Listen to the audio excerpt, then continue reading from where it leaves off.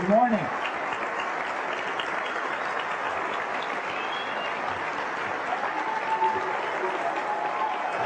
So,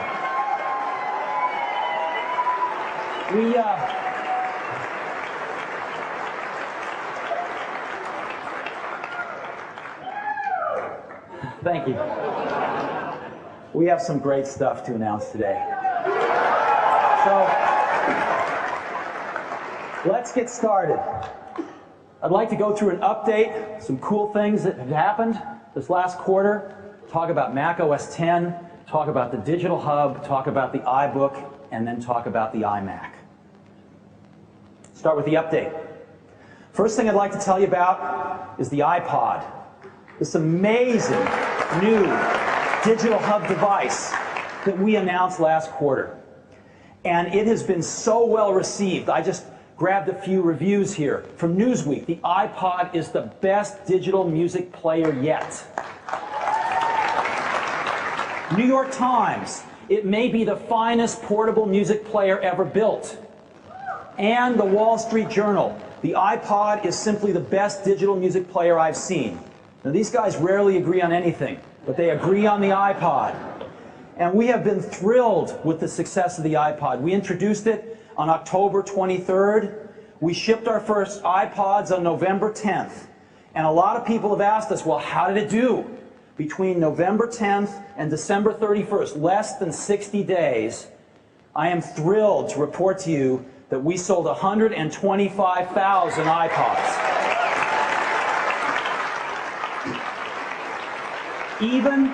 Even with this number, we stocked out in several places in the US. So we're building even more, and we couldn't have asked for more for iPod's first 60 days out in the marketplace. We're thrilled. The second thing I would like to cover is Apple retail stores. How many of you have been in a retail store? Raise your hands. All right. They are phenomenal. We are carrying over 500 titles of software. There are sections in the store for music, digital photography, movies. You can go in and burn a CD. You can experience the Digital Hub firsthand in these stores. And our plan was to open 25 retail stores by the end of calendar year 2001. I'm pleased to report to you that we opened 27 retail stores. And that there will be more in 2002. Now, our goal in these stores is not just to be the best buying experience for our Mac customers, but to go after the other 95% of the market who don't yet use a Mac and convert them over too. So how have we done? How have we done at that? Well, we measure a lot of things in our stores. We measure the traffic. We measure who's buying what. And I'm very pleased to report to you that of all the CPUs we've sold in our stores, those customers buying CPUs, 40% of them do not own a Mac. 40%. And we are thrilled with this number.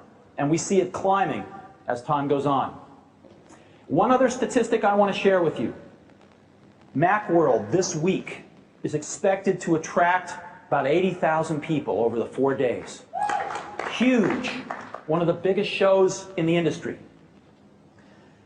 How many visitors did our stores have last month?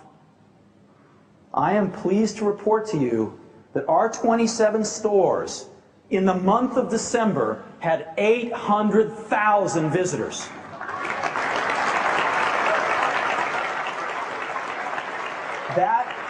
That is the equivalent of 10 Macworlds going through our 27 stores last month. So that is an update on our retail stores. Last update, the great state of Maine. The state of Maine decided that they want to equip every 7th and 8th grade student and every 7th and 8th grade teacher with a networked, wireless, portable computer. And we worked with them, and they chose iBooks.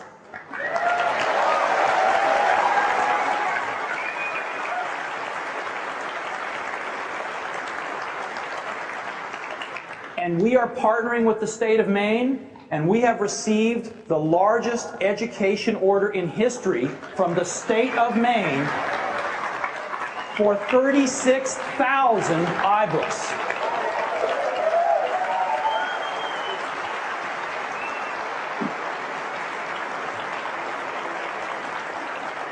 So, we're very, very proud to be partnering with Maine. And we look at this as 1 down, 49 to go.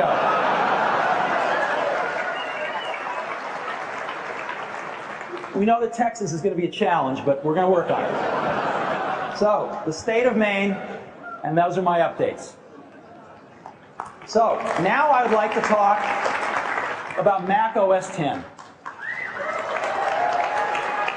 Mac OS X is the most advanced operating system in the world. And it is stunning with its Aqua interface and its graphics. It's like nothing else out there. It makes complex tasks simple, but don't let it fool you. Because every time you move your mouse and click your mouse, you are commanding the most crash-proof, secure OS in the world. Because Mac OS X has Unix under the hood.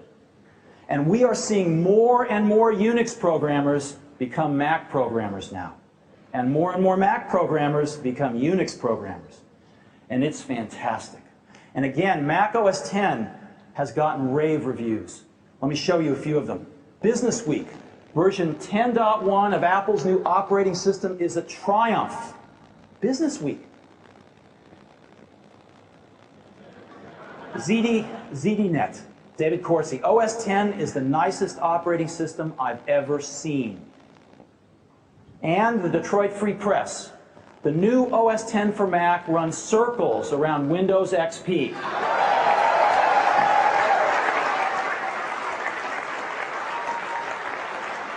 Mac OS X. Now, we introduced it, as you know, in March 2001, and we said it would be a 12-month transition period to go complete the transition to OS X. And we have always equated those 12 months with the hours on a clock face. So how are we doing? Well, at about 6 o'clock, about 6 months after, in September, we released Mac OS 10.1. Mac OS 10.1 was our first big upgrade, and it fixed a lot of bugs. The performance went up dramatically. It added some things our developers told us they needed for them to ship their apps. It was a huge, huge move in 6 months. And so, the last 3 months, we have been focused on helping our developers ship their apps, and it's been the floodgates have opened. And we've been focused on applications, and look at what's happened in the last 3 months. We've gone from a little over 500 apps in April to over 1,000 apps in July to a little over 1,500 apps in October. But then look what happened. It's gone up 40% to 2,500 apps, up 40% in the last 90 days. That's what's happened after 10.1 came out. There are 2,500 OS X applications today. Now, of course, the one we all know about, the one we were all waiting for, was Microsoft Office for Mac OS X. It shipped last quarter, and Microsoft did a terrific job on this, and I would just like to give them a round of applause.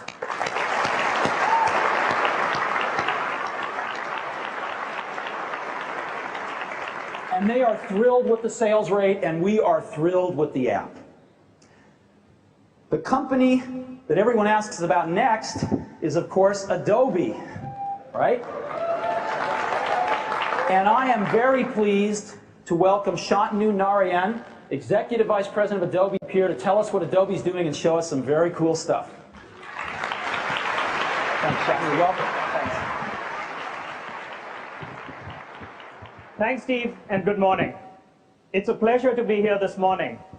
And like every one of you, I'm also looking forward to hearing about the new product announcements and to see how Apple's going to rock this industry once again. At Adobe, we're driven by our vision of helping each one of you create visually rich, impactful communication. And we think we're witnessing a third generation in publishing, from desktop publishing to web publishing to a new era that we call network publishing, one that's characterized by the need to create content for video, web, wireless, and print. All of our applications are going to take advantage of the Mac platform, given how important and strategic it is in our vision of network publishing. We're hard at work bringing our best-of-breed applications onto Mac OS X. We've already shipped the Acrobat Reader. We shipped Illustrator 10. And this morning we announced that After Effects 5.5, with some great new 3D capabilities, is now shipping for OS X.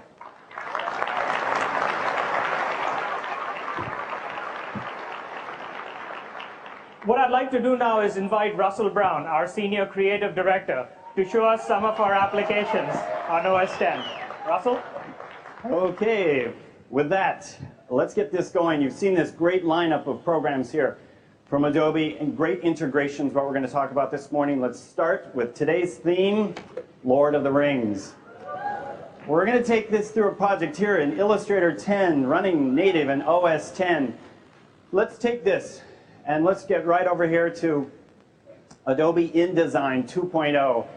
Take another look at InDesign. You can bring in those Illustrator files, native Illustrator files, but also bring in native Photoshop files. This is really cool. Native Photoshop files with transparency. Really cool. You also want to go in and have the same features that you can find in Photoshop, bringing in the mode changes to those. Let's put this back in position, and you can see the quick auto wrap around that graphic. Hey, tables, great table support coming in from Excel or Microsoft Word. But now let's take all of this content. Let's see what the tags, the XML tags on this. We can see those. We can export this file. And next step would be to go over to Adobe Go Live. Take all that content, bring it into Go Live, create a page here. Shantanu? Earlier today, we announced both Adobe Go Live 6.0, which is macOS native, the most advanced web authoring application with some great site management capabilities, as well as Live Motion 2.0, with brand new support for scripting and animation, as well as support for QuickTime and Flash. We will bring all our applications integrated onto macOS X.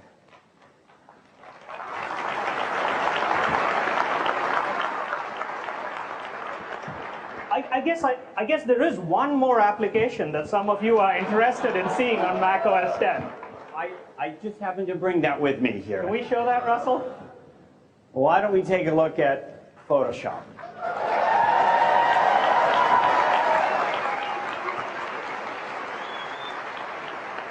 So thanks to Michael Elens, a great illustrator out of LA, let's take a process and go through this whole step-by-step and build this so you can watch it moving. It's real. It's almost here. We're going to go through this. Oh, first, take a look at these great new icons that light up. Pretty cool. But so we've got total integration among Adobe's programs, integrating with OS X. Why don't we integrate all of that together here with an Apple script? I'm going to go through. It's going to call an action in Photoshop and start to build this page. Pretty darn fast. We're up to 120 megabytes here. Now, Michael Elens is a great illustrator. Let's go in for a close-up and see how he uses these capabilities here with another Apple script. Let's build some textures on the surface and build this up and bring up some dialogue so you can see these dialogues in OS X. So here's the Aqua interface. Click, bang, we're moving along here. Gaussian blur, bang, speed, emboss, done. So we're building up this layer by layer. Let's back off on this image and see what we got going here. We need our text, again, to an Apple script. Let's bring in some Illustrator text.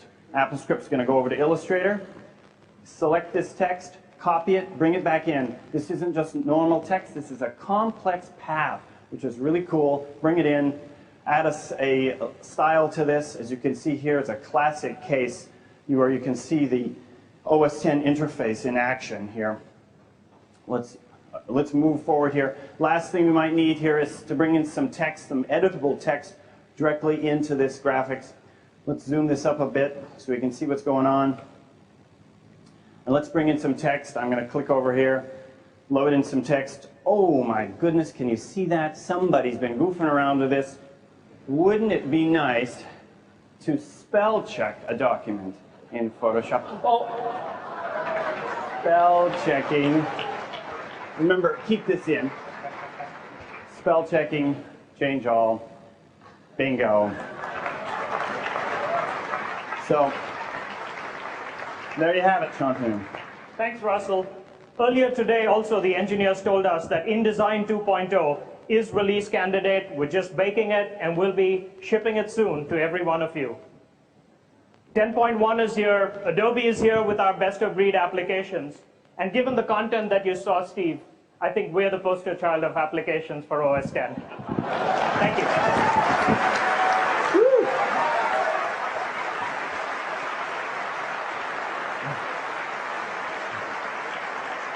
Thank you, Shantanu. So just like we had a countdown to Macworld, we're going to start a countdown to when Photoshop ships. Okay, next up, Palm. All of us that have Palms really want to sync them to Mac OS X. It's my pleasure to introduce Tom Bradley, Chief Operating Officer of Palm, to show us how. Thank you, Tom. All yours. Thanks, Steve. Thanks, Steve. It's great to be here this morning. Mac is a really important platform for Palm, and you are some of our best customers. And as we looked at OS X and looked at what you demanded from a user experience, we looked at how do we make this as simple as we can. Because that's where Palm and Apple both excel. They know, we know, that the user experience has to be intuitively easy to use. So we spent some time this last year looking at how do we make our products more Mac savvy. We've done a couple of things. First, we've heard all of you. And we now include, with every Palm branded handheld we ship, USB cradles. We have bonus software. Thanks. We have bonus software for Macs. And every version we have now ships in German, Japanese, Italian, French, and Spanish.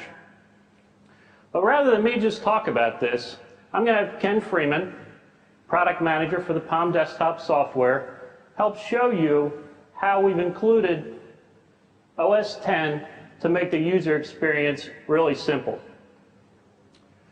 We've done a couple of things. First, we know that the Instant Palm desktop is what you really want. And we've made it very intuitive and very innovative to click and hold on that desktop.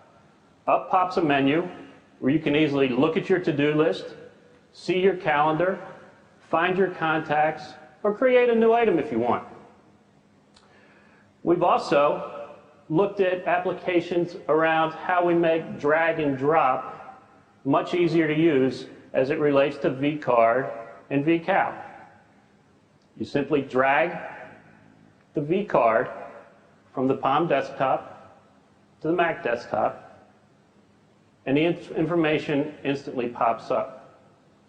Or you can take a vCard or vCal, drag the information again to the Mac desktop, and once again the information pops up.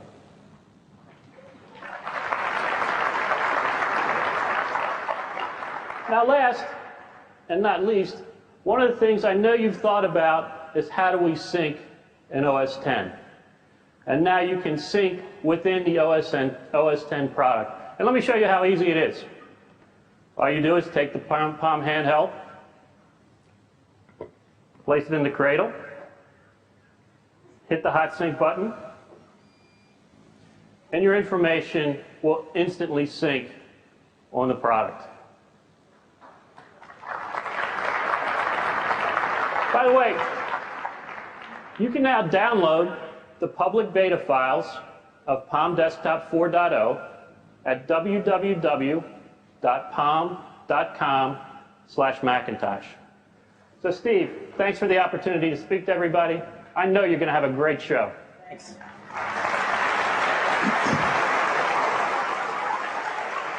Okay. Now, one of our own, I'm pleased to introduce Mike Evangelist, the Director of Product Marketing at Apple, to tell us about Final Cut Pro 3 running on Mac OS X. Mike? Thanks, Steve. Good morning, everybody. We having a good time yet? All right, I am really excited to be here to spend the next few minutes telling you about the great new features of Final Cut Pro 3.0 for Mac OS X. It's got the editing world really excited because for the first time we've been able to leverage the power of the G4 and its Velocity engine and Mac OS X and QuickTime and actually add real-time effects, real-time titles, and real-time color correction all in software, no additional hardware required. And I want to show you how that works now. I'm using some great footage from ESPN from a program called The Life.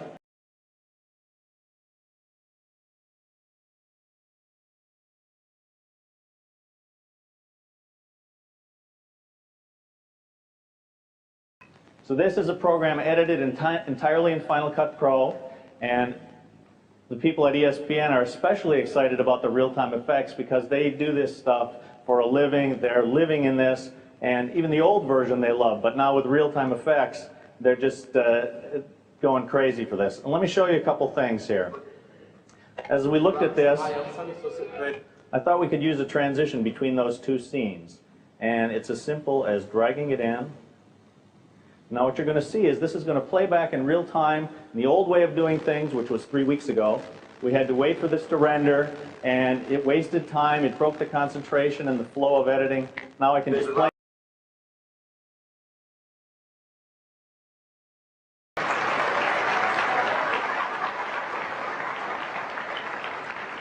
And this real-time effects engine doesn't just apply to dissolves, although the dissolve is a very common effect. Let's put another one in here. This is called a clock wipe. Let's see how that looks.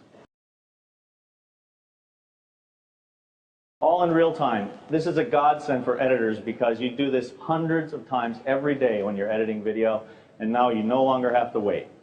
Another very common thing to do in video editing is adding titles.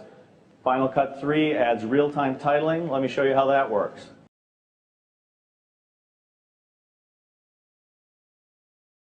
I want to drop a logo on top of this.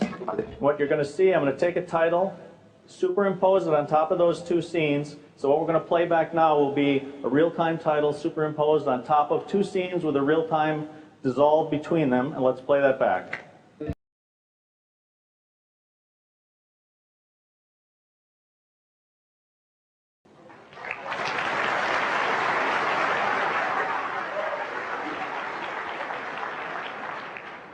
And finally, a really breakthrough feature, we have real-time color correction.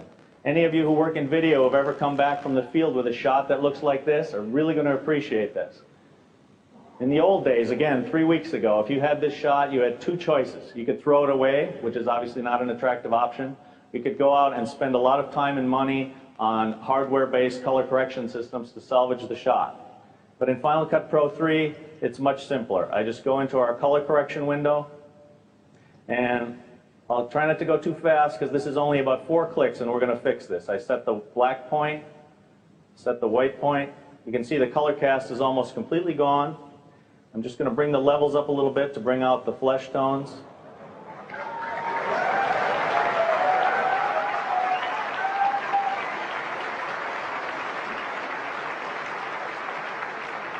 Let's have a look at how that plays. Hi, I'm Barrett Christie, and you're watching The Life. All right.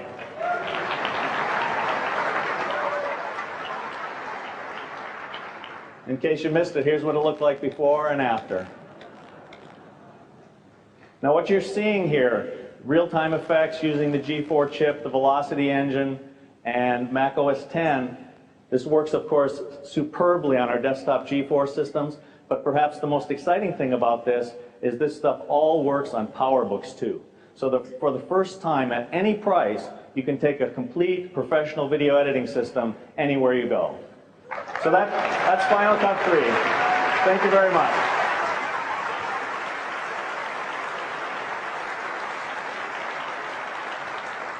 Pretty cool stuff. Next, Wolfram Research. One of the most amazing apps ever. Huge in science, engineering, finance, and obviously education as well. Mathematica. My pleasure to welcome Teo Gray, one of the founders of Wolfram Research. Teo?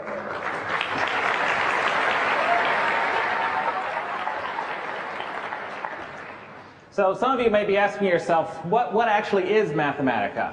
It's a little hard to pin down. I like to think that what a word processor is to writing, Mathematica is to the whole world of technical computing. So when you sit down in front of a word processor, it's not going to tell you what you can write today. That's your job. And when you sit down in front of Mathematica, it doesn't tell you what you can think today. You could model a stock price, you could do an integral, you could write a program to analyze DNA sequences, you could generate an animation. It's an open box. It's sort of an invitation to explore, just like the Macintosh, for example. Which is why we've always worked over many years to make sure that Mathematica is available for the latest Apple technology, from the Mac Plus to PowerPC and now OS X. And it's thrilling to be able to say that we've been shipping a no compromises, fully native Mathematica for a couple months now on OS X. It's really great. Let me show you some of the things it can do. If it's here, very good. So of course, given the name, people often think of math. Don't know why. Let me show you. This is an integral. This is all live. Now this is, we'll do integral of 1 over 1 minus x to the fifth. Boom. You get that. And look at, I mean, okay, so it's math, but look at the typography on that.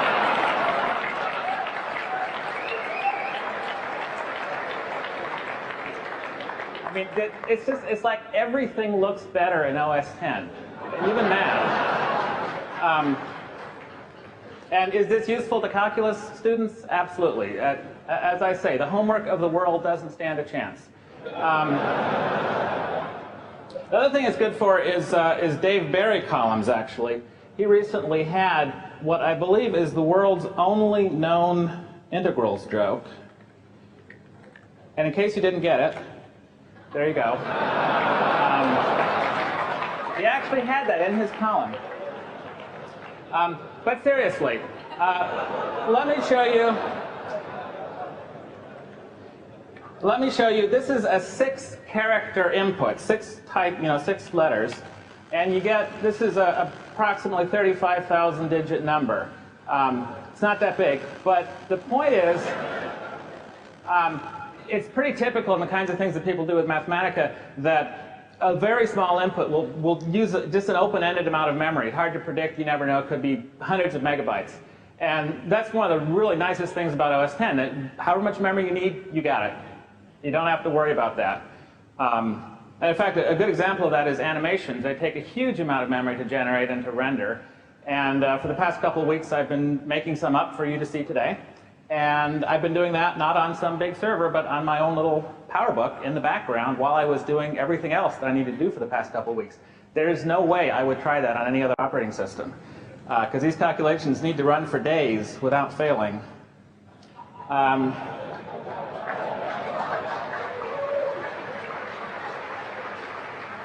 So let me show you this one. This is the electric potential around a wireframe in the shape of an icosahedron. These are the integrals that somewhere down here, we'll get to the animation. Here we go. Hello. There we go. So this would have been incredibly useful to people designing vacuum tubes. It's just kind of a pity that they had to wait for the invention of the transistor and Macintosh and Mathematica and all that. But look at the translucency and the sort of texturing there. That's the Quartz rendering engine at work. It's really beautiful. Let me, in fact, show you now a side-by-side comparison. On the left is what you'd see on Windows or anything other than Quartz, and on the right is the same data rendered with Quartz. Let me now slow it down for you so you can see a little better. And you just look at the smoothness and the sort of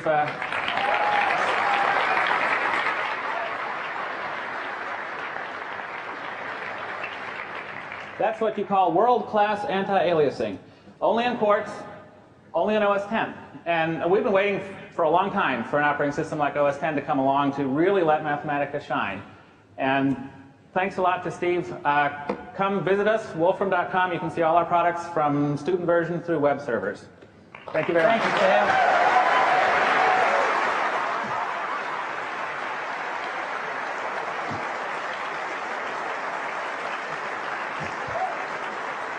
So, Let's move from integrals to games.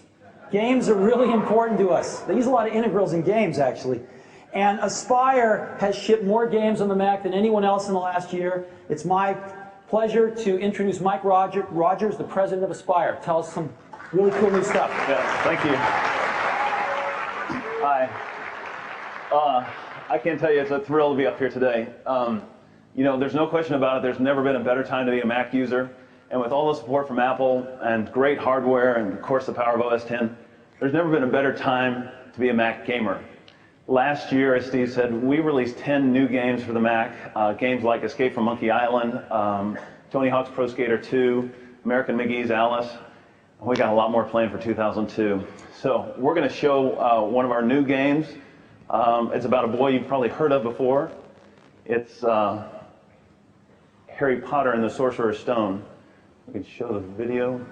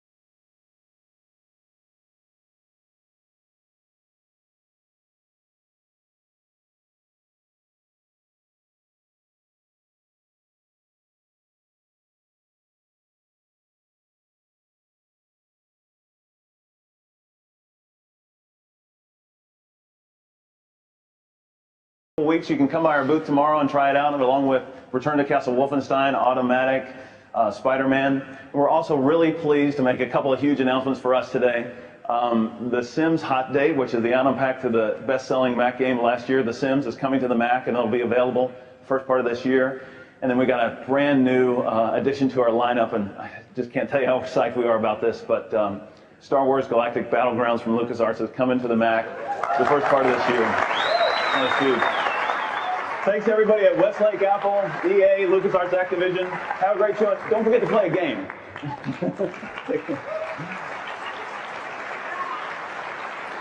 Thank you, Mike. Now, lastly, I would like to switch from our third-party partners to a customer. And this is so cool. I want to show you how some of this stuff all comes together and gets used. That customer is Lucasfilm. And I'd like to introduce Dan Gregor from Lucasfilm to show us a little bit about how they're using Mac OS X and some of these amazing new applications. All yours, Dan. Thank you, Steve. Before I get started today, I'd actually like to share with you a message from my boss.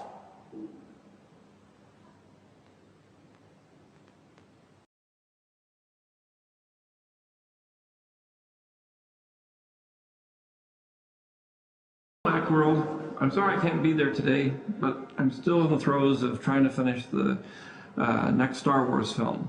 One of the main features of these films is the fact that we're able to pre-visualize a lot of the film before we actually make it.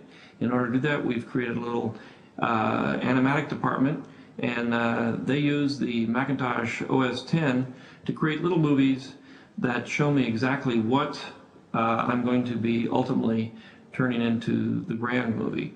And now here's Dan to tell you more about that. Great.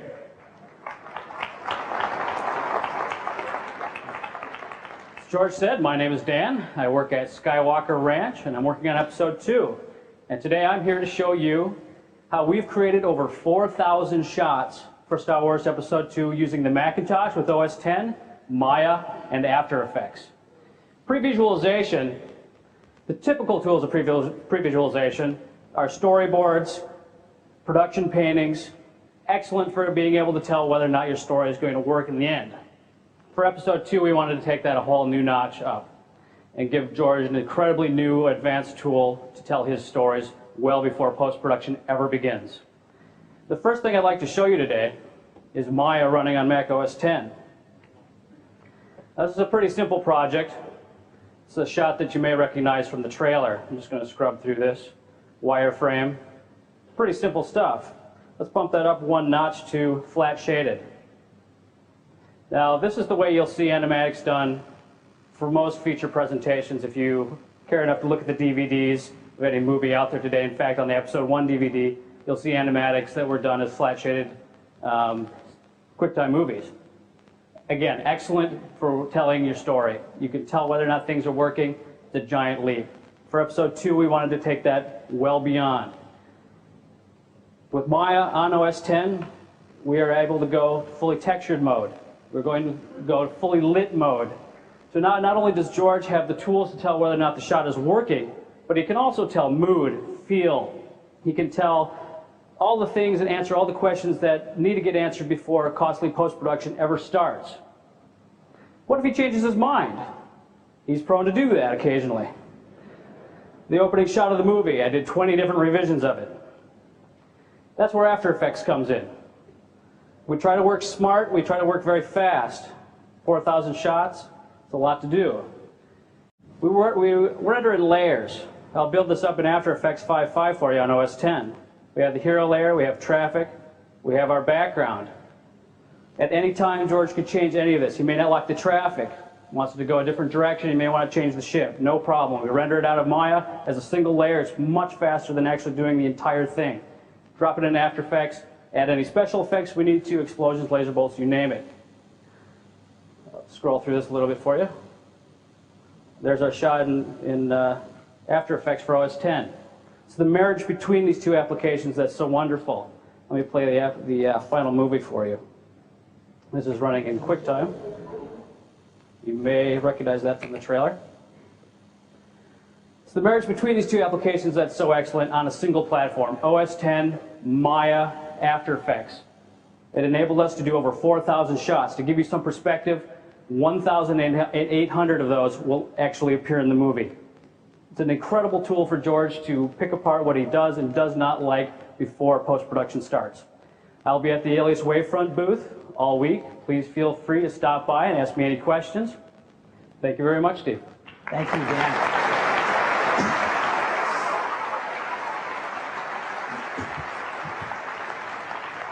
So I wanted to give you a sampling of some of the incredible stuff that's going on in Mac OS X. And most of it shipped in the last 3 months after 10.1. And in looking at this and looking at the progress we've made, we decided it's time. So starting today, all new Macs will boot up into OS X. Starting with the products introduced here today, they will boot up into OS X. It'll take us throughout the rest of the month to transition every product line. But going out of January, every machine will boot up into OS X. Of course, 9 will still be on the disk, so you can run your 10 apps, or run your 9 apps in classic mode from 10, or even switch the boot up back to 9 if you choose. But all the machines are going to come with Mac OS X as the boot up default OS. So, we're very, very pleased with the progress we're making on OS X. In the last 90 days, we're just going to get those remaining apps shipping, and I think we will complete our transition in that 12-month window. So Mac OS X. Now, I'd like to move on to one of the major topics today, the digital hub. We introduced the digital hub here at Macworld San Francisco 1 year ago. And it's a strategy. And that strategy is that personal computers will be the center or digital hub of our new digital lifestyle. Well, what do we mean by this? What is our new digital lifestyle? Well, we are now surrounded by some amazing digital devices. Digital camcorders, which take stunning video. DVD players, which play stunning video on our televisions, and are now in about 1 out of every 3 American households. Portable MP3 players, where we can take our whole music library with us wherever we go. And digital cameras that are revolutionizing photography. And we believe that the computer is going to become the center of this new lifestyle and using all these amazing digital devices. We think the computer is going to become the center, the digital hub of these devices. Now, let's take a look at them. You can separate them into 2 categories today. The first category are those devices that are dramatically enhanced with a Mac as their hub. So you can take your hour and a half of camcorder footage that you'll never watch again because it's so boring, and with iMovie make it into a 3-minute movie that you'll watch over and over and over again. And then with iDVD you can burn a DVD that you can send to your friends and family that they can watch over and over again on their DVD player.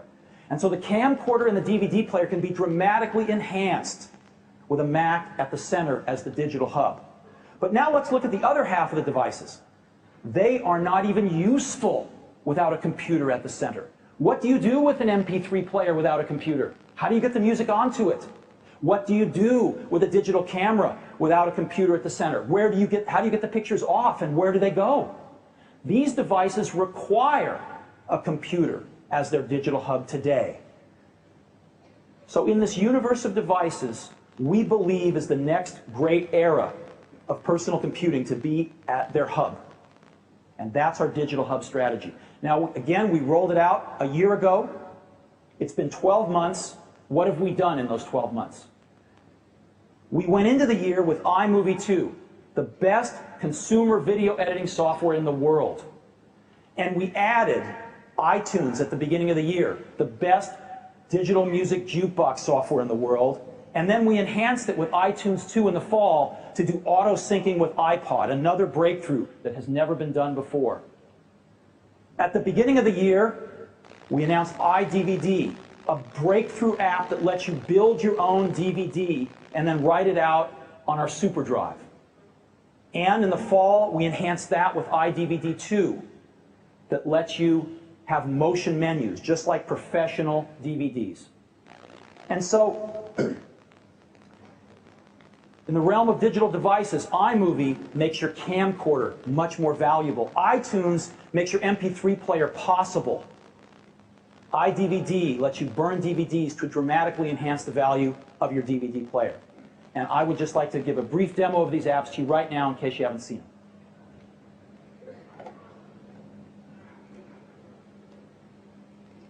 iMovie. As you know, iMovie lets you bring your video into the Mac in pristine digital quality over FireWire, puts clips right up here. You can simply play the clips just like this. You can drag them down into the movie if you want, anywhere you want. You can add transitions, titles, soundtracks. You can even, in iMovie 2, take them and speed them up or slow them down. So I could take them here and speed them up a little bit, or speed them up a lot. I can even slow them down.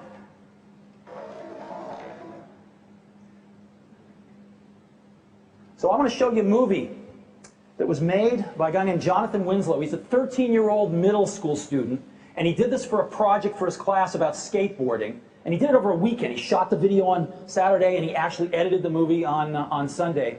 And I hear he got an A, so let's go ahead and play that now.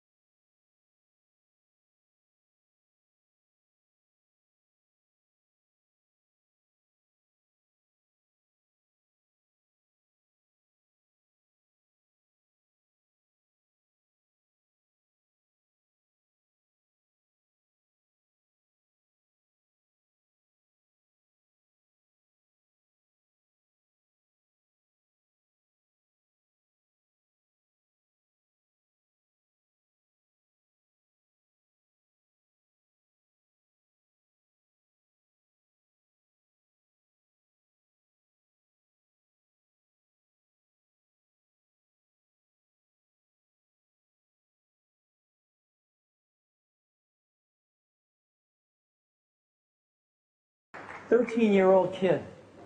You know, we all consume the written word, but we also know how to author it. But in the medium of this generation, everyone consumes it, but hardly anyone can author it. And this is changing that. We've got 13-year-olds authoring in the primary medium of their generation. So, that's iMovie. Now, let's talk about iDVD. iDVD lets us create our own DVDs that we can burn in the SuperDrive. And iDVD 2, you can drag movies on, you can rearrange them, you can play them anytime you want. As an example, here's that movie we just watched. And we added in iDVD 2 the ability to have motion menus, which means your movies as buttons can move, but you can also add motion backgrounds, a movie to be the background and a soundtrack. So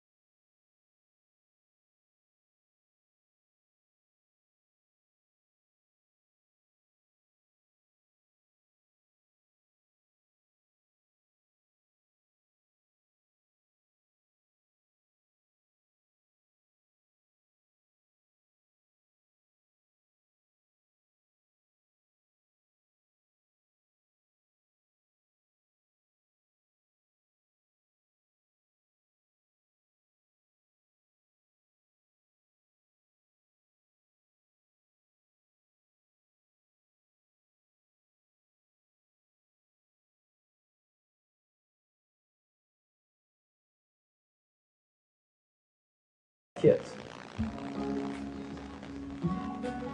Now, you can also add more movies. You can fit 6 on each level, but you can add multiple menus here. So let me just add a folder here. And all of a sudden, I've built a hierarchy, and I can go in there, and iDVD adds my navigation for me. I can go in there and add a few more movies if I want to. As an example here, here's 2 fun movies. And I can even change the theme of this. I'll go up here to Parchment on this theme. And again, I have navigation, so here I am. My main menu, I can even pick one of those as the thumbnail. And I just click on this, and I get to my submenu. Very, very simple. And I can even add a slideshow full of pictures. And I can go into it, and I'll pick some photos right here, and drag them in. Oops. Drag them in. And iDVD goes and imports them all. And I can make big thumbnails if I want to. I can set the duration. I can even give them a soundtrack. And I can go back here and even pick one of those again for my thumbnail. So that's iDVD. And when I'm done, I simply push one button, and it asks me to insert a DVD-R blank disc, and it will burn me a disc that will play in almost any DVD player. So that is iDVD.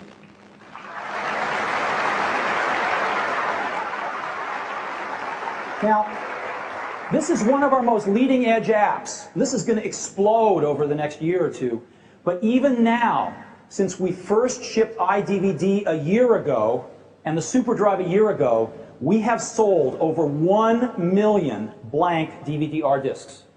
There's a lot of people out there making DVDs. And finally, iTunes. iTunes is simply the best digital music jukebox player in the world. I can find songs here, you know, type in love, maybe type in part of George Harrison's name.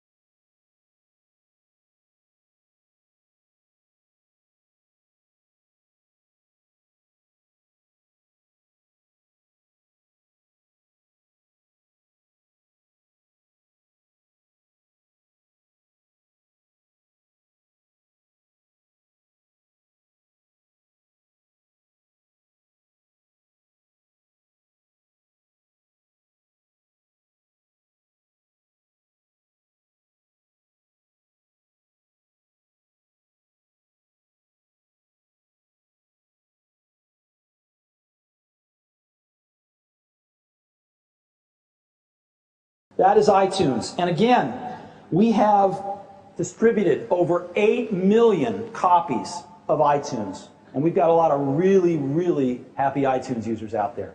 So these are our first 3 Digital Hub applications. And they are sensational. And each one is on version 2. So we're well on our way to building the complete Digital Hub. But what about this?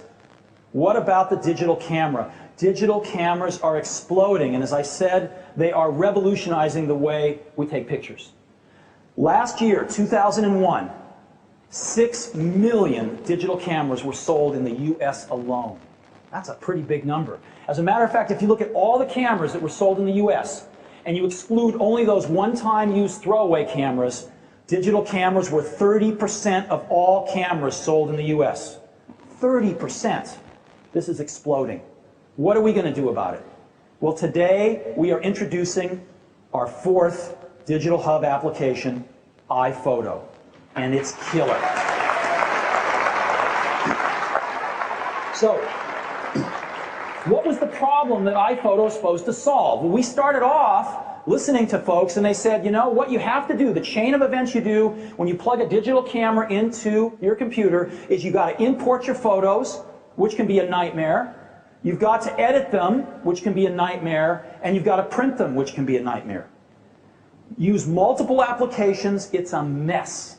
And if you could solve this, it would be huge. As a matter of fact, this is such a difficult thing that some of the magazines have dubbed this the chain of pain. So what did we do with iPhoto? We made iPhoto so that when you plug it in to your Mac's USB or FireWire port, iPhoto launches automatically, and with one button, you can import all of your photos in. It stores them, catalogs them, automatically builds thumbnails and displays them. One button. Great. Off to a good start. What about editing? Do I have to go to another program to crop my photos, which is the #1 thing people want to do? No. iPhoto has super easy, super precise cropping. It makes it so easy to crop your photos and undo them and try them another way until you get exactly what you're looking for. And what about printing? Printing's a nightmare. These inkjet printers are marvels of the modern world, but they have so many settings that you could spend years finding the optimum settings to print photography on these things. And each one's different. You change printers, you got to relearn everything. We have unified this all under a special print panel for iPhoto that hides all of that complexity. All you have to do is pick your printer, pick the type of paper you're using, and set your margins and push print, and you will get dynamite prints. And all of the magic is under the hood. So, import, edit, print, the chain of pain, iPhoto is going to revolutionize. And we also have color sync, this amazing technology that was invented at Apple over a decade ago that keeps your colors looking pure and true every step of the way in iPhoto, from importing to editing to printing, all managed by color sync. So you get what you think you want to get. Now, we thought we had solved the problem with these breakthroughs in importing, editing, and printing. But as we started to get deeper into it, we realized we hadn't even scratched the surface. This is just the ante to play the game. Because when you take photographs with film, you end up with this. A shoebox with your prints and, even more importantly, your negatives in it. It's hard to find stuff, but it's still there. With digital photography, you end up with a bunch of .jpg files and folders that are real easy to throw away and very, very hard to find something in. So the first thing we realized is that we had to safely store your photos, to create, if you will, the digital shoebox, right? The second thing was we have to organize your photos so you can not only find them fast, but go way beyond the shoebox. And the third thing was we want to help you share them in ways that will blow your mind, way beyond 4x6 inch prints. And so it's not just import, edit, and print. It's really about save, organize, and share. And that's what iPhoto is about, and I'd like to show you now.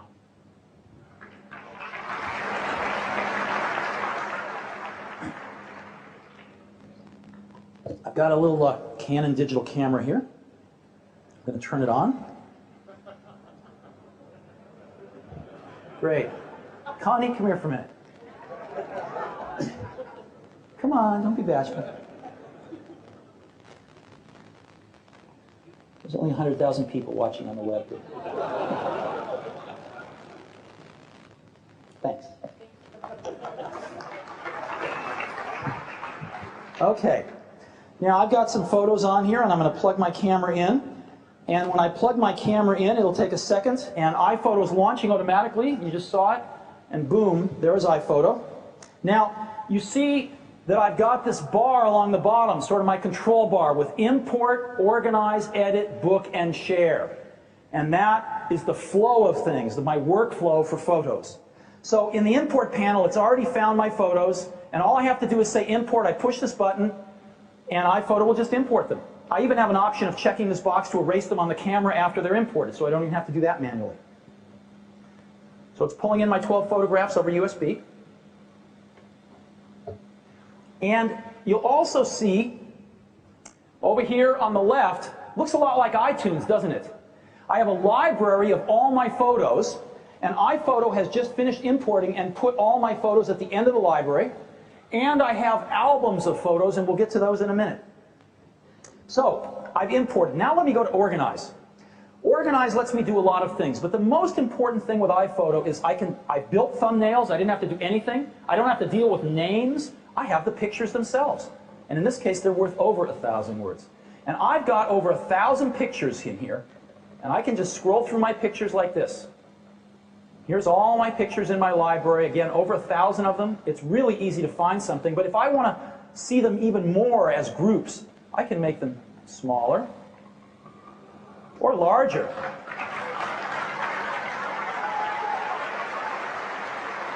And so,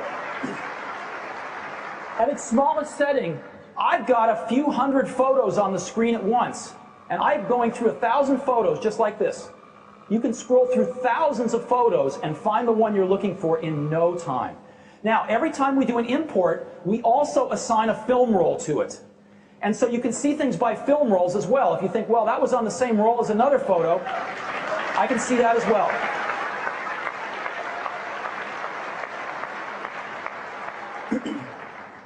Okay, so, and I can see them, I can work with whatever size photos I want to. And these are the photos I just brought in. I can, of course, rotate them at any time I want to. Very, very simple.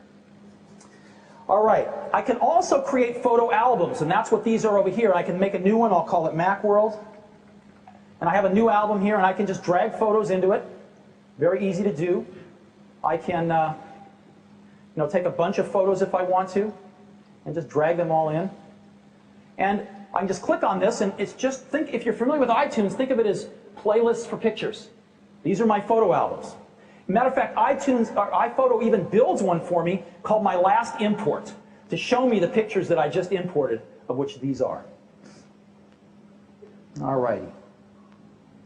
Now, let's go to editing. So we go to editing, and I'm going to go to my kids album right here, and I'm going to pick one of these pictures to edit. So I go into edit mode. Now, the thing I want to do the most is crop my photo. How do I do that? It's really simple. I just button down and drag. And that is my crop right there. And I push crop, and boom, there's my crop. Let's do another one. I can undo that at any time I want to. Boom, there's another one. Now, if I want to print these out, I might want to constrain my crop. And so I can constrain my crop to anything. Here's a 4:6. And it'll let me make it any size, but it'll keep it that 4:6 aspect ratio. Boom, and let me crop it.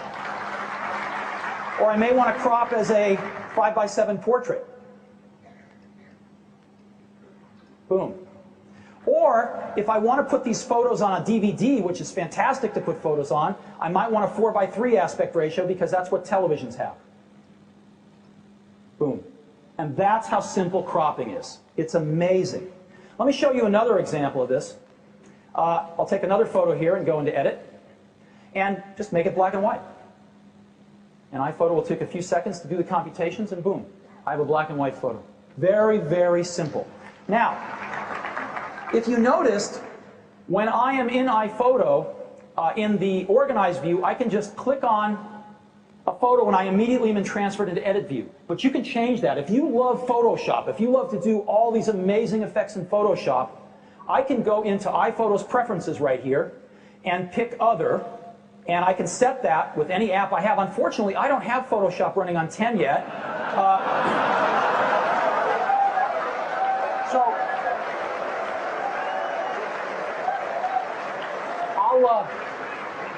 I'll have to pick preview here, and I'll set it to preview, and now when I go back and I click on this, it'll launch the app that I've selected, in this case preview, and throw the photo right into it.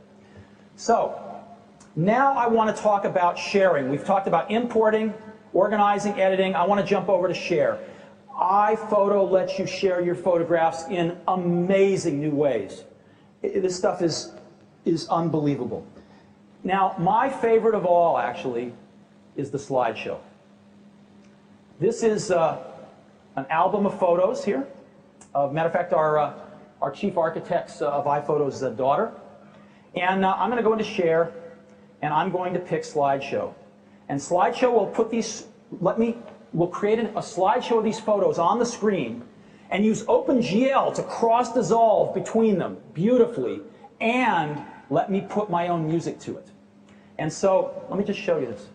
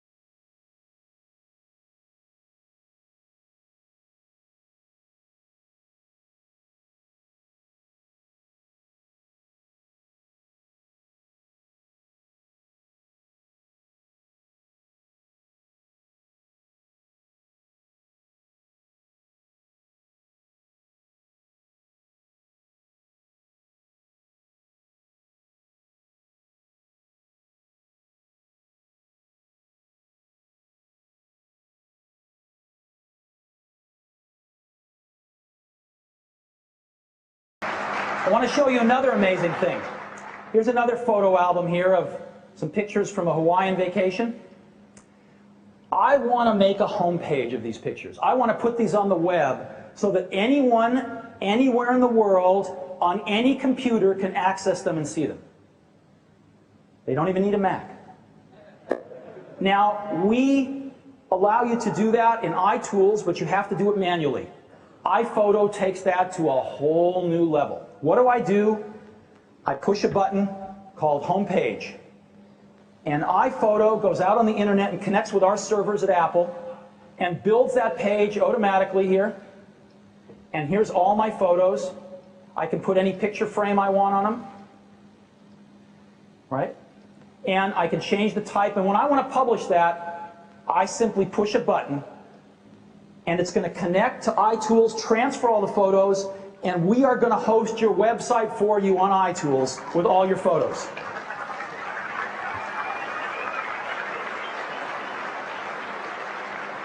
So, your home page has been published.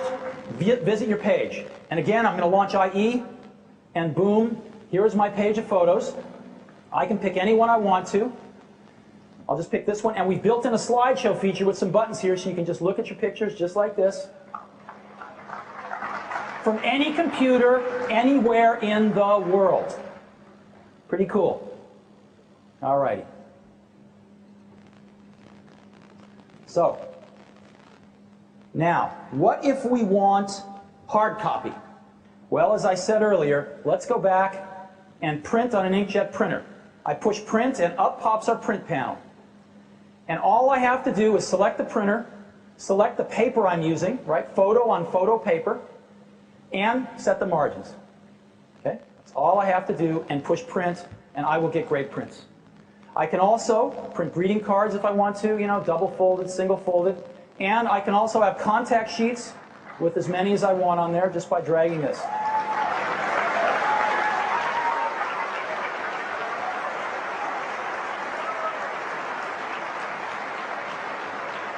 So, that is printing. Now, let's say I want to order some prints made on photographic paper. How do I do that? Right now I've got to get into one of these strange photo services and do it. Not with iPhoto. With iPhoto, I go over here and I say, let's go pick my Hawaii album again here. I say order prints. Again, we connect to Apple servers and bammo, I can order Kodak prints right here off the server. It puts each photograph up there, and it gives me a list of 4x6, 5x7, 8x10, 16x20, even a 20x30-inch printout. I've got one here. You can order one of these. It costs $20. You know?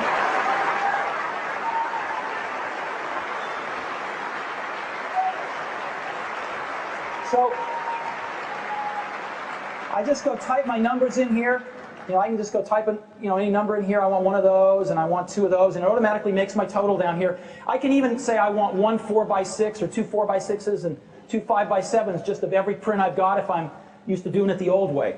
And to buy these prints, I can ship it to anywhere that I have registered. In turn, I'll ship it to my mother-in-law, and I can ship it standard or express. And to buy these, I click buy now with one click. We have taken the one-click shopping off our Apple online store and put it right into iPhoto.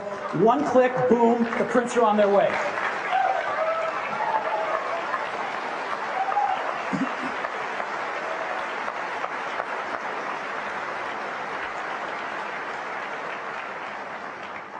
But I've saved the best for last.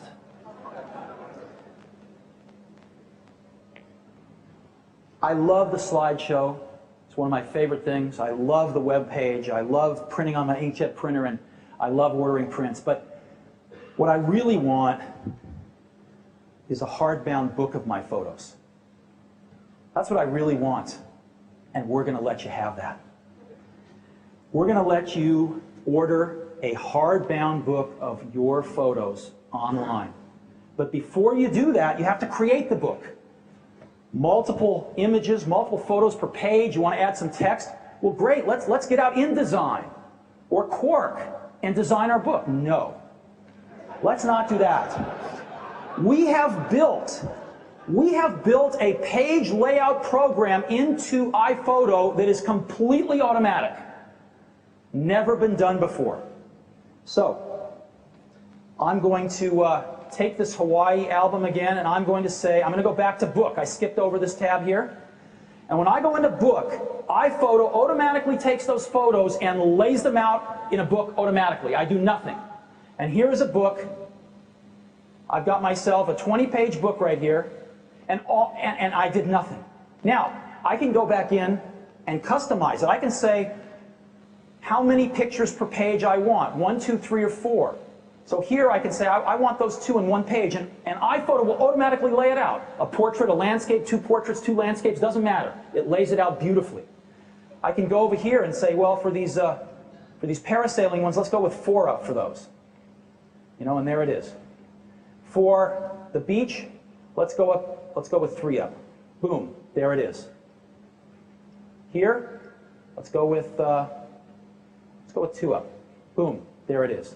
And I can do anything I want. I can change it if I want to experiment around, and iPhoto will automatically lay out my book for me. So I want to pick another album now, Summertime. And it turns out that we don't ship just one book design. We ship 6. Catalog, classic, picture book, portfolio, storybook, and yearbook. And so you can pick whatever book design you want for your photo album. I'm going to pick storybook for this one. And this is one of my favorites. And I just want to show you this right now. We have a preview feature so you can look at your book before you order it. And let me just show you a storybook. These are my photos. It takes my photos and shrinks them down and turns them like this. I can put in text in storybook to tell a story. I can just type it right in. Let me turn the guides off here. There's a landscape. That was a portrait. Here's a landscape. Here's 2 landscapes. Here's a portrait in a landscape. Isn't this beautiful? all automatic. All I do is pick the book design and tell it how many photos per page I want and type in the text if that's what I want, and iPhoto does the rest. Look at this. 3 pictures per page. Isn't that beautiful?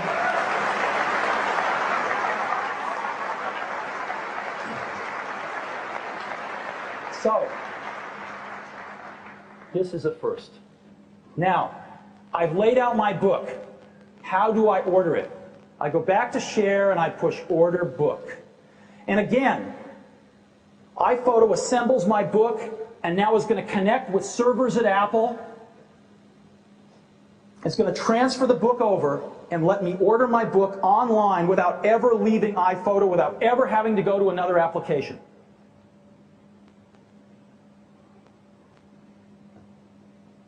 Okay, here's the order panel right here. And what I can do, I get a 9 by 11¼ inch layout design, acid-free glossy paper, and a linen cover in my choice of color. I can choose black, or burgundy, or light gray, or navy. I'm going to choose burgundy. And I can again ship it to whoever I want. I'll pick my mother-in-law again, standard or express, and buy now with one-click shopping. And when you click this, you'll have your book, hardbound book, in about 1 week with your photos.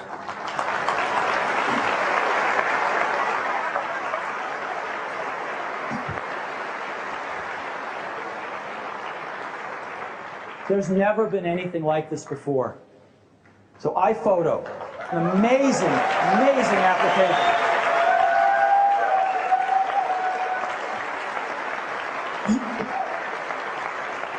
So, we solved the import, edit, print problem, the chain of pain, but we went much further and said we have to solve this too.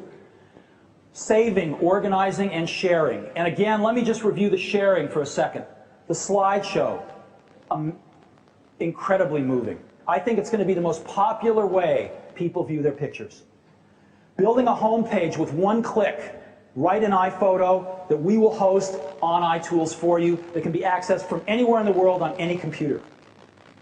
For hard copy, a way to print that is an order of magnitude easier and better than exists today with inkjet printers and the crazy numbers of settings that they have. Ordering prints off the internet, get Kodak prints, again, without ever leaving iPhoto, all the way up to these 20 by 30 beautiful, beautiful posters. And the book. Built-in page layout for mere mortals that'll lay out your book into one of 6 different book designs. You can customize it for the number of photos per page and then order it right from iPhoto over the internet and get a beautiful book in about a week. And let me just show you some of the books, what they look like when you get them. Look at how beautiful these things are. This is the storybook design that we had. Here's another one. This is portfolio. It's a little more of a pro design. Really beautiful. This is classic. Very classic book here. Captions on the bottom.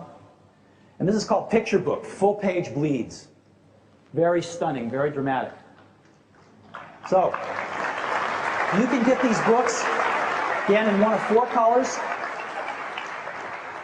A 10 to 50 page, custom printed, linen covered, hardbound book of your photos for as little as $29.99. For the first 10 pages, $29.99 and $3 a page thereafter. We think this is going to be very popular, and you can do it all without ever leaving iPhoto. So, a lot of ways to share. Save, organize, and share. The real breakthrough in iPhoto. Now, none of this would have been possible without Mac OS X. iPhoto is a Mac OS X app. It takes advantage of the Quartz graphics to resize those photos and the robustness of Mac OS X to do all of that online stuff that you saw. Now, how much should we charge for this amazing application? For Mac OS X owners, it is free. It is a free download at apple.com.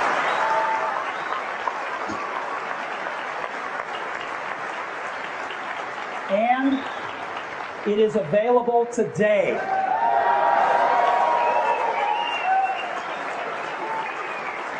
So, We have been building our digital hub applications for a year now. We started with iMovie. We added iTunes, the best digital music software. iDVD, a breakthrough that lets you build your own DVDs. And now iPhoto. And as we've done this throughout the year, we've also done a little bit of marketing around the digital hub. You might have seen an advertisement we ran that we call Concert about digital music and iTunes. You might have seen an ad called Middle Seat that we ran with the iBook to talk about it being the center of the digital hub. And when we introduced iDVD, we ran an ad called Elope about making DVDs and sending them out. And our latest one, is we call Beat, is about iTunes and the iPod. Well, we have a new ad that I'd like to share with you today about iPhoto. It's really sweet. It's called Baby Jack. Can we run it now? Hey, honey, visualize the green pastures with the white fluffy clouds. That's it, honey. Don't forget to breathe. We're almost there. That's it. Baby boy.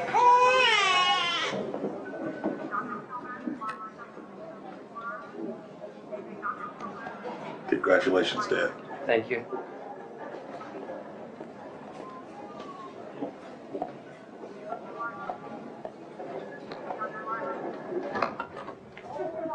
Hi. Hi. Look, I want to show you something. This is your mother on the way to the hospital.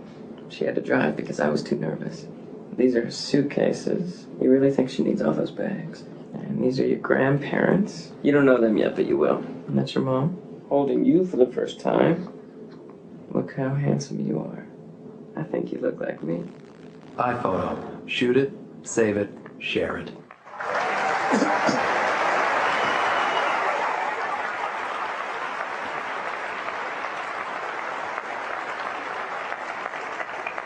So iPhoto completes our suite of digital hub applications. We now can enhance every one of the popular, amazing digital devices. We've now got the complete digital hub for the new digital lifestyle. So that's the digital hub.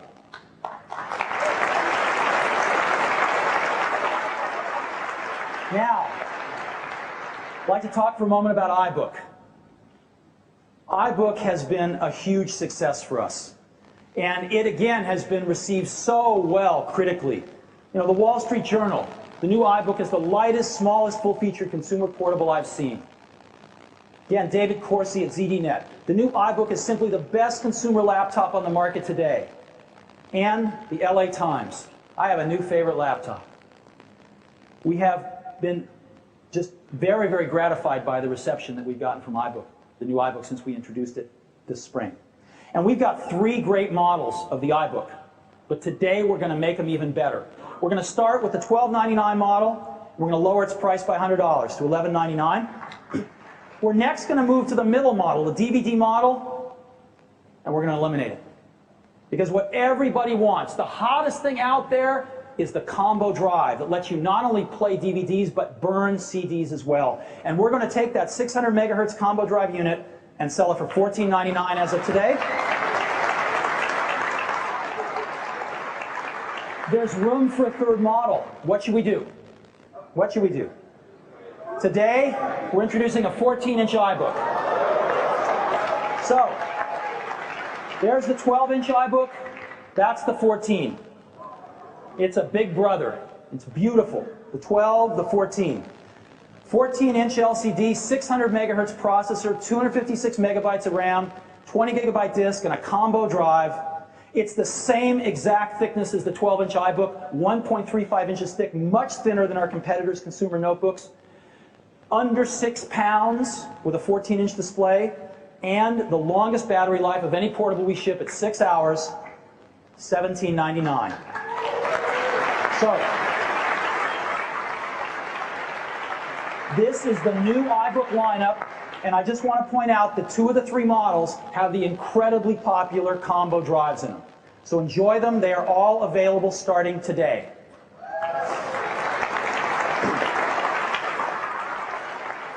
And that's the iBook. Lastly, let's talk about the iMac. We introduced the iMac in May of 1998, and it was huge. It changed the way we use computers. It changed the way we look at technology. It had influence way beyond the computer industry. And this original iMac evolved over the next 3-year period. And I wanted to go through how it evolved, and in trying to figure out how to communicate that, I actually realized that the ads that we've run tell the story best. And so I'd like to actually run an ad reel of a few ads that we've run on iMacs over the years right now.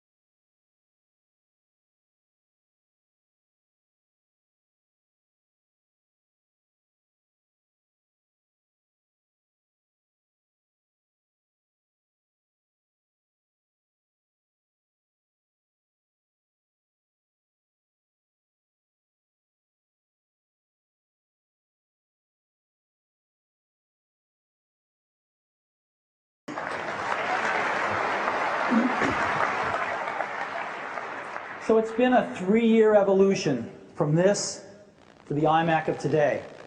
And in that 3.5 years, I'm really amazed to report that we've sold 6 million iMacs. 6 million iMac users out there. This is making it one of the most popular computers ever.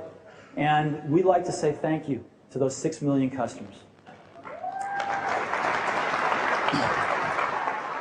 But today, we're going to say goodbye to that iMac.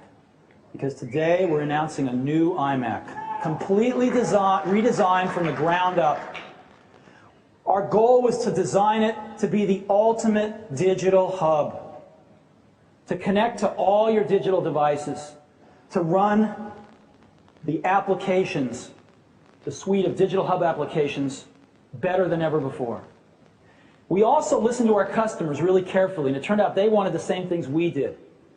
Their loudest request, flat screen. We said yes. And so the new iMac has a 15-inch LCD screen standard across the line. It's got the same viewing area as a 17-inch CRT, and yet it's twice as bright and twice as sharp as CRTs, and there is no flicker. This thing is so much easier on your eyes than CRT displays. 1024 by 768 resolution, millions of colors. It is gorgeous. And I think this is the official death of the CRT today. The second loudest request from our customers, put a G4 in it with the Velocity engine. And we said yes. Every new iMac has a G4 in it, running at 700 megahertz or 800 megahertz.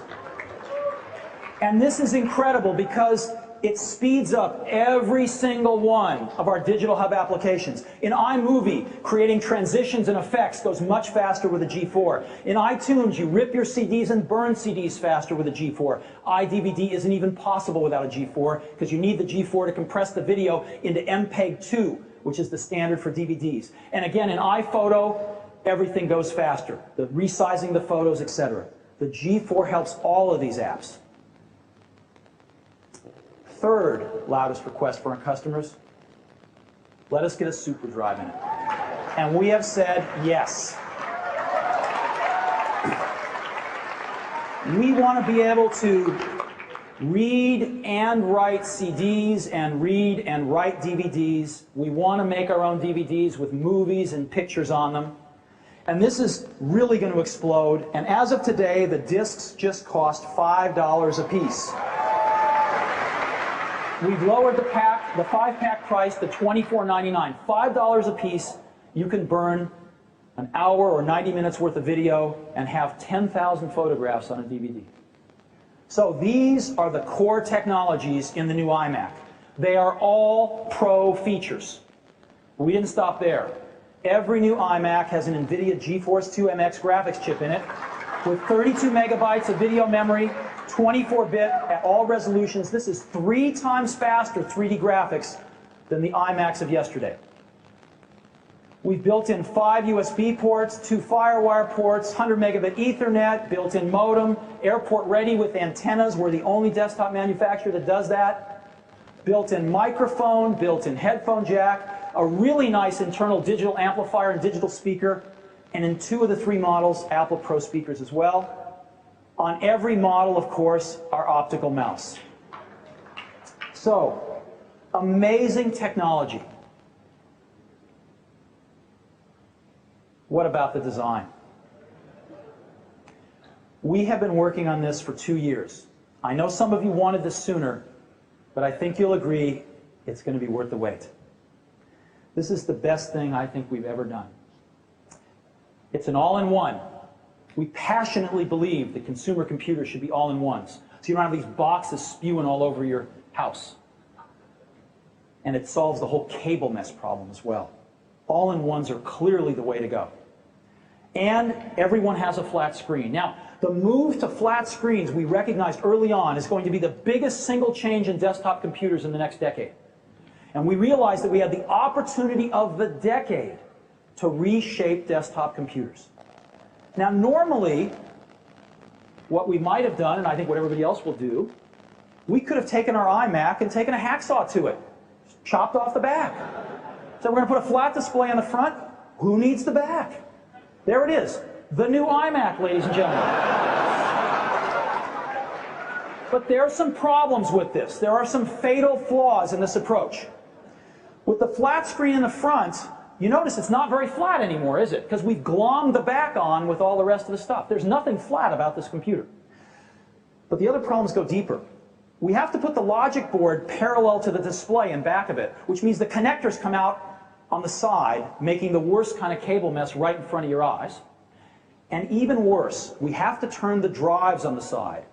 And in particular with the optical drives, they can't run at full speed on the side. We have to slow them way down. The performance goes way down when you turn them on their sides. And you could never fit a super drive in here. So this approach is far less than great, and we rejected it. And then we had our big idea. And the big idea was that rather than glom these things all together and ruin them all, a lower performance computer and a flat screen that isn't flat anymore, why don't we let each element be true to itself? If the screen is flat, let it be flat. If the computer wants to be horizontal, let it be horizontal. And we came up with a radically new design. It is a technical tour de force. John Rubinstein and his hardware team have outdone themselves this time. It's got superior ergonomics to anything we've ever built, and I would dare say maybe the industry's ever built. And it has a beauty and a grace that is going to last the next decade. So it is my privilege to now present to you the new iMac.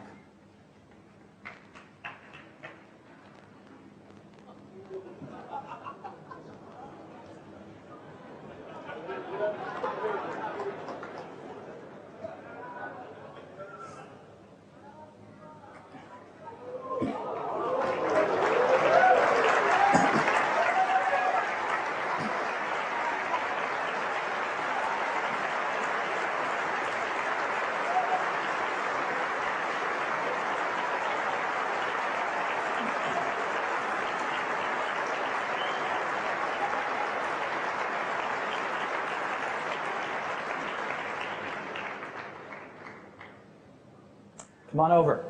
This thing is a marvel. The whole computer is in this tiny little base, and the screen is incredibly flat. Let's get the video up. You can see this thing. Take a look at the screen, and I can move the screen with just a touch. Isn't that incredible? And notice that the display stays parallel, but I can change its angle, of course, as well. So I can move this with just a touch anywhere I want. If I want to show something off, if I want to hunker down with a spreadsheet, anything I want. And it swivels 180 degrees as well. Amazing. And the screen literally floats in midair. It's unbelievable. The entire computer's here. Come on around. You see the disk drive slot in the front that opens when the tray comes out. And around the back, we've got all the connectors. Right there. Now, the whole computer is in the base. Everything.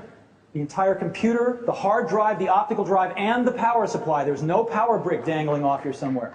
The whole thing is in the base. And to give you a feeling for how small this is, here I've got a jewel case CD. Let me just put that up here.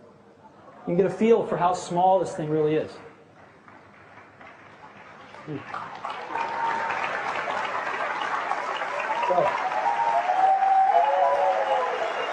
thank you.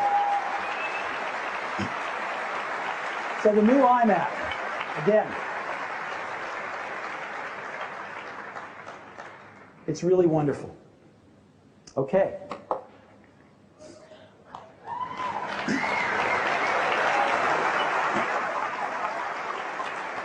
So, our big idea, let each element be true to itself. So let's take the base. The base is only 10.5 inches in diameter, and yet in that is the entire computer, both the drives, including a full-size super drive, and the power supply. The drives come out the tray in the front, like that, and the connectors, again, are all in the back, so your cables are routed off the back of your desk, making it as neat and clean as possible. Now, what happens when you want to expand your iMac? We thought of that too. You just flip it up. There's 4 screws to pop off. Isn't that the most beautiful bottom of a computer you've ever seen? 4 screws to pop off, and you can add memory. The new iMac will hold up to 1 gigabyte of memory, and you can add an airport card right there. And again, the antennas are built in up in the display for the best reception. Pop the cover on, and you've expanded your iMac. Now the second element, the screen. Look at how thin it is. Nothing glomming up this screen. It wants to be flat. Let's let it be flat. And connecting them is a marvel of mechanical and electrical engineering. The neck, which lets us move it from all the way vertical to 90 degrees horizontal and adjust our tilt at any point. It's amazing. The new iMac.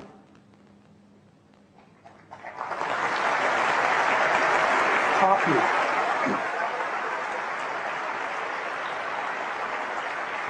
Now, this is going to blow your mind. We got 3 models. All models, of course, come with a keyboard and the optical mouse, digital amplifier and internal speaker, and 2 of the 3 come with Apple Pro speakers. The first model, 15-inch LCD, stunning, 700 megahertz G4, 128 megabytes of memory, 40 gigabytes of hard drive, and a CDRW to burn your own CDs. This specification of a computer last year from us cost over $3,500 to have bought the tower and the 15-inch display. The new iMac with this performance level, $1,299.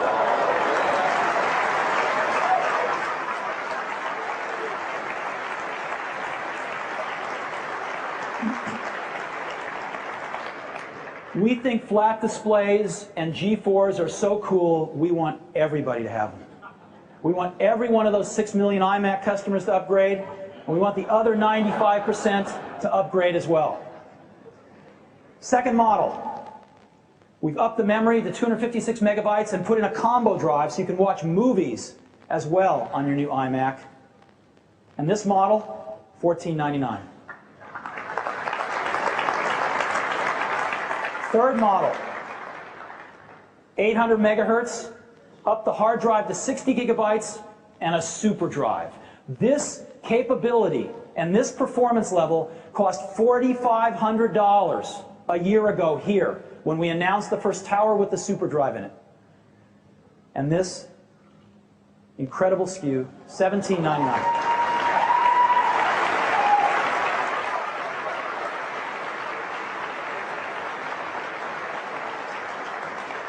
So 3 incredible models.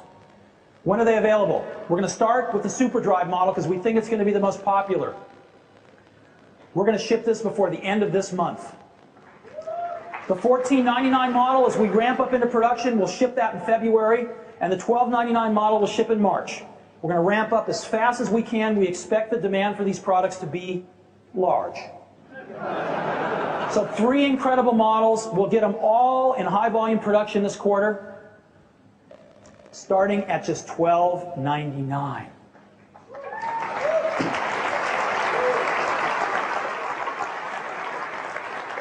And as of today, we are taking orders. If you wanted to place the first order, I'm going to have to disappoint you because we've already taken our first order, and it is from Genentech. Genentech is one of the leading biotechnology companies, the company that invented the entire field.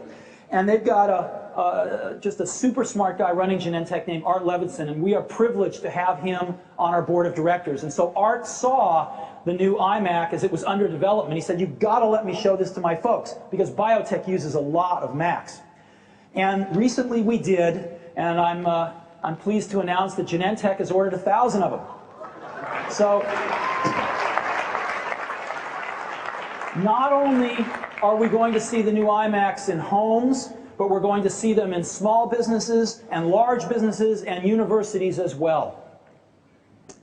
The new iMac, it works perfectly with our digital hub applications. It connects perfectly to the most popular of these amazing new digital devices. It is the ultimate digital hub. And we made a video, and I'd love to show that to you now.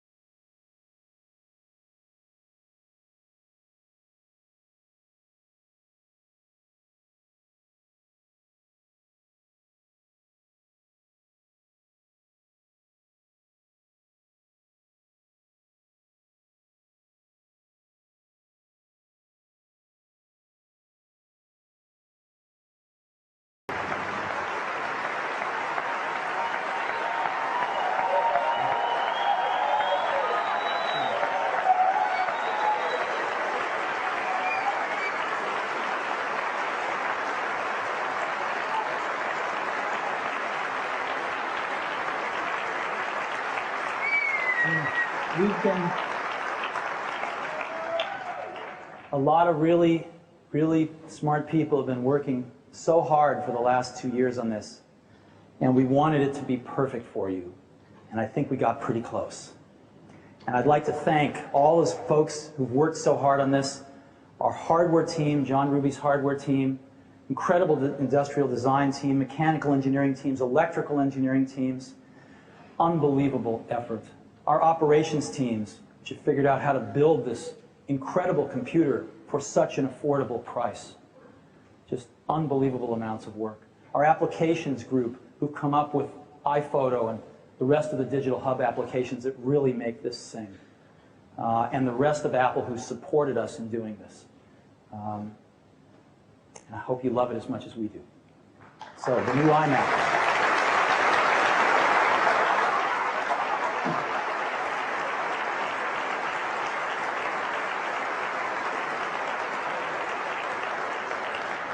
Now, I'd like to just end by talking for a few seconds about our strategy. Our strategy can be expressed in one word, and that's to innovate. If you look at the products that we've introduced here today and the products we've introduced over the last year, it's a pretty interesting list. Mac OS X, a completely new operating system, the most advanced operating system in the business. The Titanium PowerBook G4, still by far the most advanced portable in the entire industry. The iBook, the best consumer notebook in the industry. iPod, the best portable digital music player in the world. The revolutionary super drives, you can burn your own DVDs. And then iDVD 1 and 2 to let that be possible for mere mortals. iTunes, the best digital music software. And now iPhoto and the new iMac. We have been busy in the last 12 months coming out with all these products and innovating, while most of our competitors have been restructuring and retrenching and laying off thousands of people. Now, why? Because we think we see the future. We think we see the next golden age of personal computing, and that future is the digital hub. And so we have been investing in Mac OS X. There's more engineers working on Mac OS X today than ever. And it's come out really wonderful, and we are not going to stop. We've invested in our suite of digital hub applications. We've completed it now. We have a lot more ideas. We're not going to stop. And we have the first of our computers designed from the ground up to sit at the center of the digital hub, the new iMac. And we have retail stores that can show these products in the light that we design them to be shown in, where you can go in and make a custom CD, you can burn a DVD, you can take your digital camera in or even buy one there and take some photos and see how iPhoto works and order a book on the spot. They're all around the digital hub. And we believe that the digital hub is the future of the PC. And as of this morning, we're not the only ones who think so. If you haven't already heard, Time magazine put the new iMac on its cover this week. And to save you the trouble of going to get one of these at the newsstand, we're going to give you one on the way out the door.